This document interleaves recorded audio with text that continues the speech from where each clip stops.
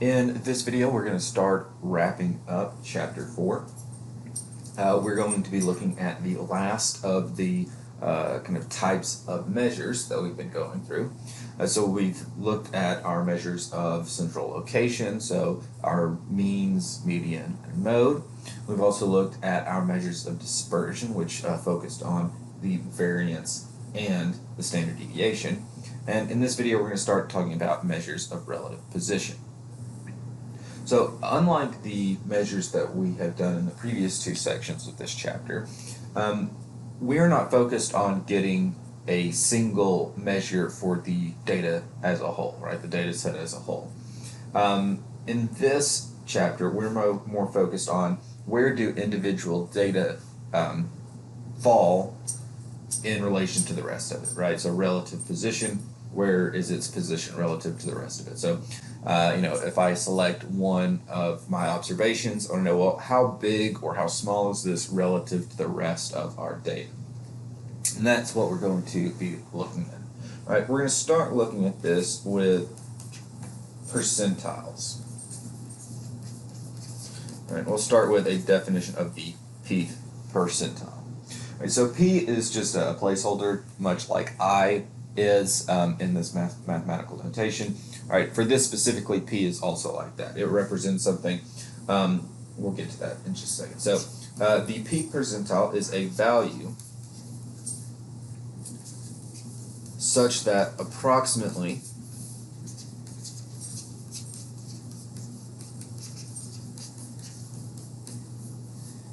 P% of the data is less than or equal to it.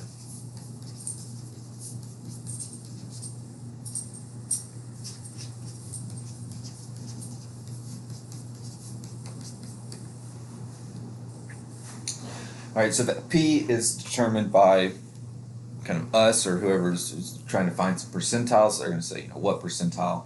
What's the 70th percentile, right? What's the 20th percentile, so on and so forth. All right, that's where that number is going to come into play. All right, so I would imagine that most, if not all of you, have interacted with percentiles in the past. All right, probably most of you have taken either the ACT or the SAT, probably the ACT in this area.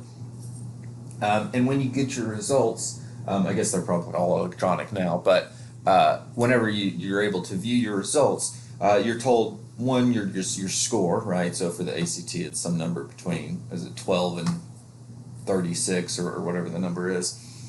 And so you get to view that that score, but it also often give you a percentile as well. So your reading score was in the 70th percentile. Your math score was in the 40th percentile.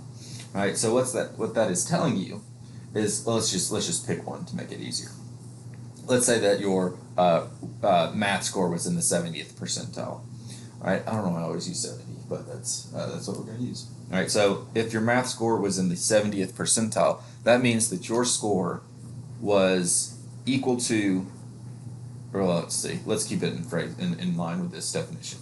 All right, so if your score was in the 70th percentile, that means that 70% of the other scores from probably that testing cycle were either equal to your score or less than it.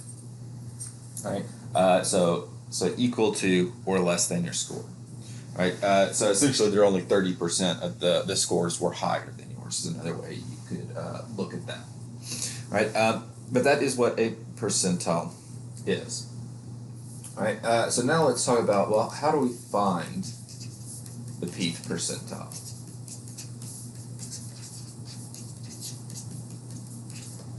All right, so there are 3 steps. And the third step is kind of subdivided into 2 other ones.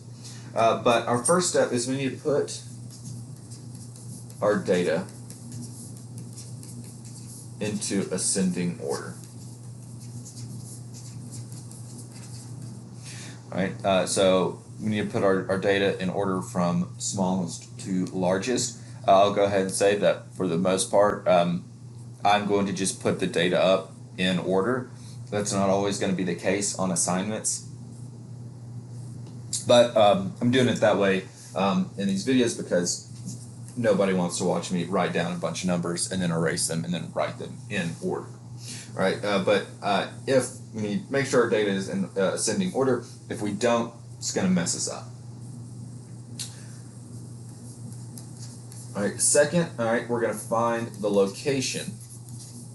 All right, the location in that ordered set of data of the p percentile. All right, the way we're going to do that is by using this formula. So this is the location formula. All right, one thing to note is that this formula does not give you the percentile.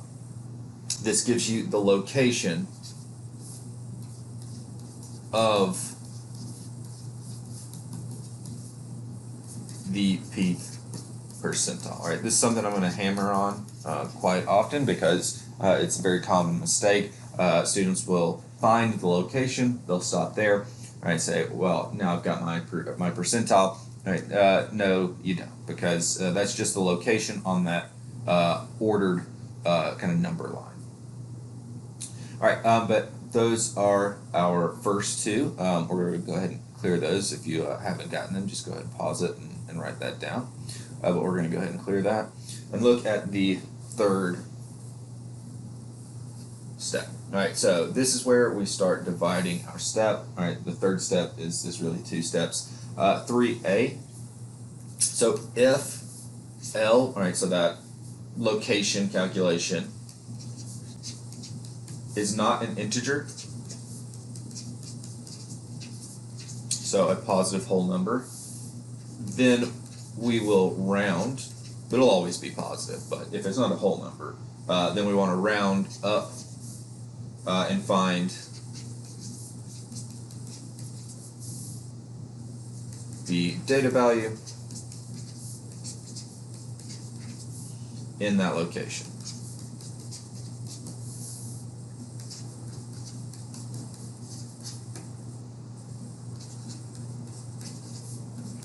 All right, so that's when L is not a whole number. Right? If L is a whole number,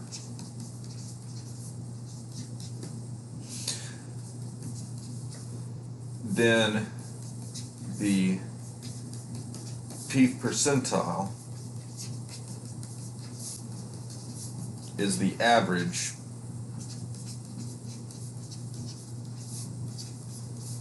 of the data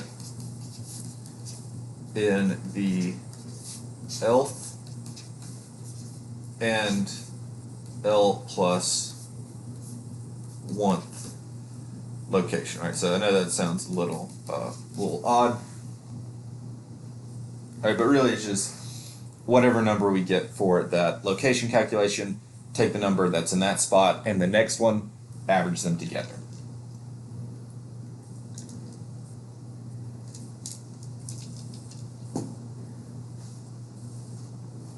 Right, and that is how we are going to find our percentiles. All right, so let's go ahead and get rid of this, clear that out, and then we'll do an example. All right, so let's see how easily let's see, I might try to just do it down this side. All right, so here's our data. Again, I'm writing this in order from the jump. If we are just given a table, we probably want to look at it. All right, most of the time it's not going to be in order. We're going to have to do that ourselves. But, I mean, you never know. Sometimes it might be.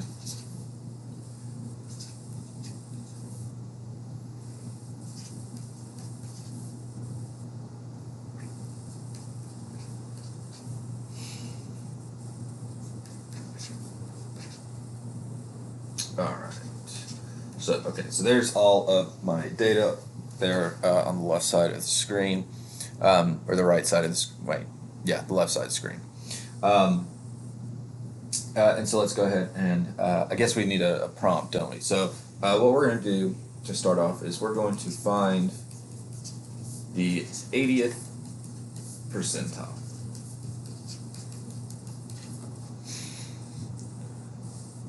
All right, so our first step is already taken care of. Our data is already in order, so we can go on to that second step, finding the location.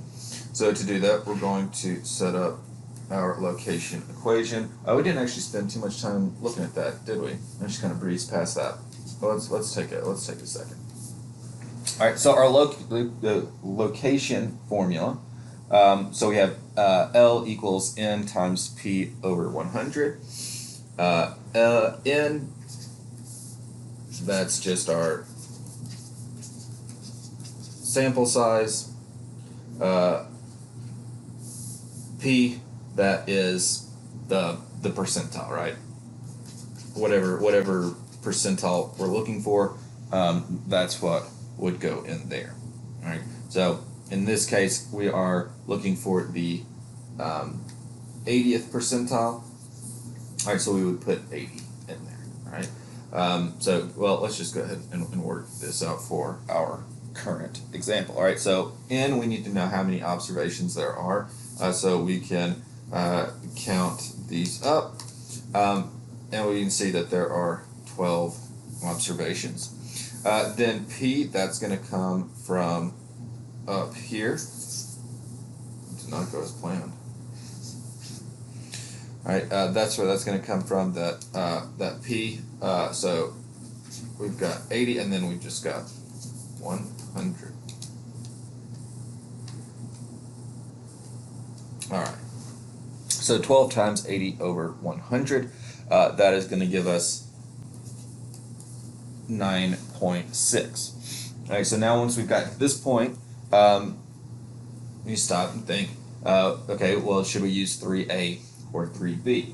Right? In this case, we're going to use the rule set out in 3A because 9.6 is not a whole number. So we're going to round that up. Okay, and one thing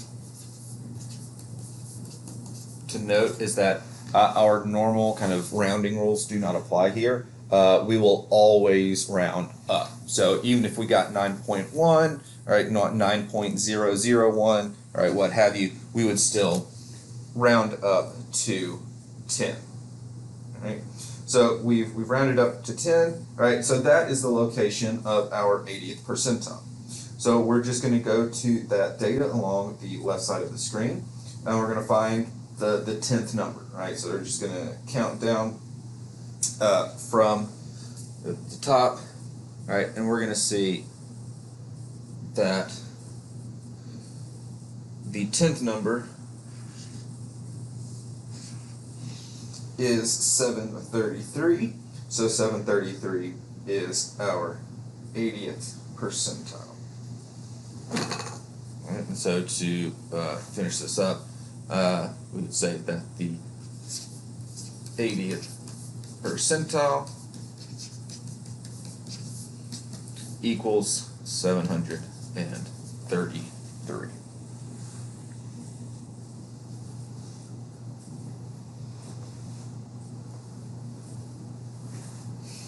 All right, so that is one example of how we do these percentiles, find percentiles. Now let's take a look at just another example. All right, so we'll do one more example and then we will move on. Don't want to lose my data, so we're going to. Oh, I could have left some of that. That's okay. All right.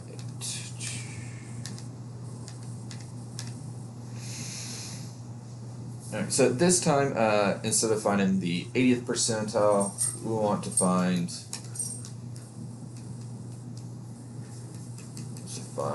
the 50th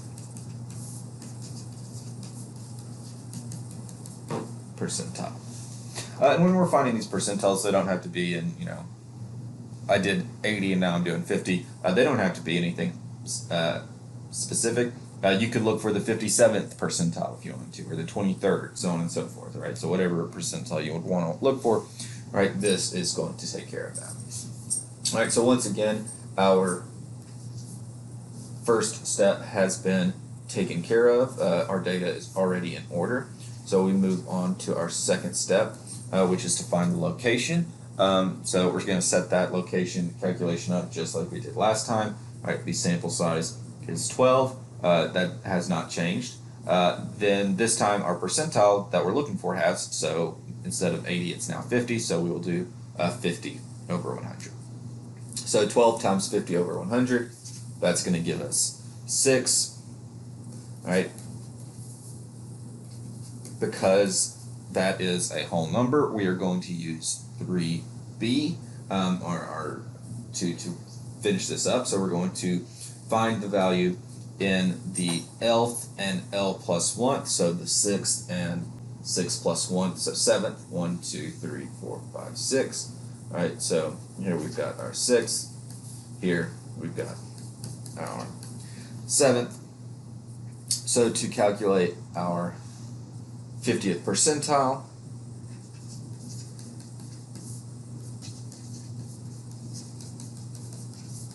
we're going to take 597, add 628, we're going to divide by 2, and it's going to give us 612.5 as our 50th percentile.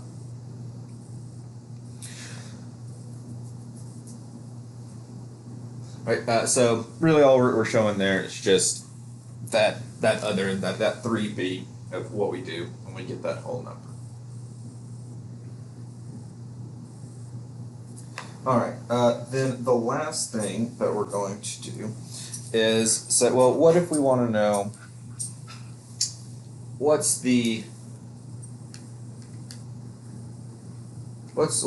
percentile is a specific number, right? So here we were saying, well, what's the 50th percentile? Find me a number that matches that. What if we already have that number, right? And we want to know what percentile it is, right? So maybe we're looking up here at these numbers, and we say, well, what about 670? Right? For some reason, I'm just drawn to that, or we just picked it at random, or it's the one that I've prepared an example for, so that's the one I did. That's probably the actual answer. Not probably, that is the answer. All right, but let's say, all right, I picked 670. So I want to know what percentile is 670. All right, so in order to do that, all right, we're going to look for, kind of the way I've put this, the percentile of x. All right, so we've got a specific value in mind. Right, we want to know how we find the percentile of that. So to do that, we're going to take the number of values that are, I really wrote that first part way too big.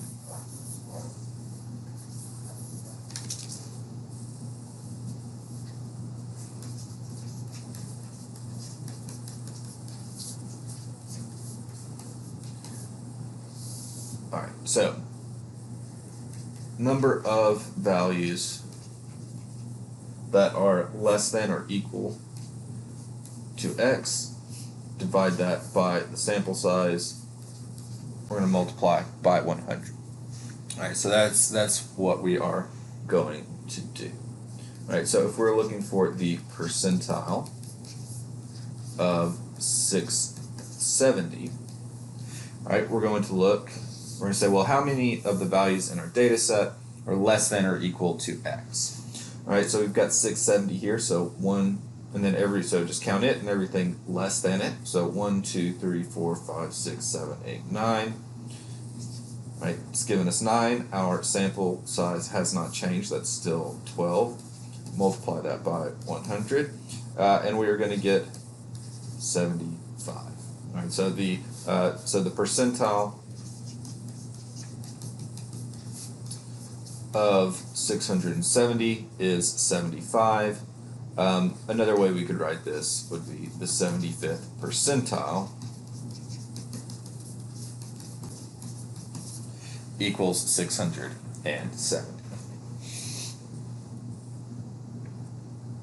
All right, so that is how we would find those percentiles for a specific x value. Although our focus is largely going to be on finding the actual number, so kind of what we did in the first part of this video. All right, but that is it for this video.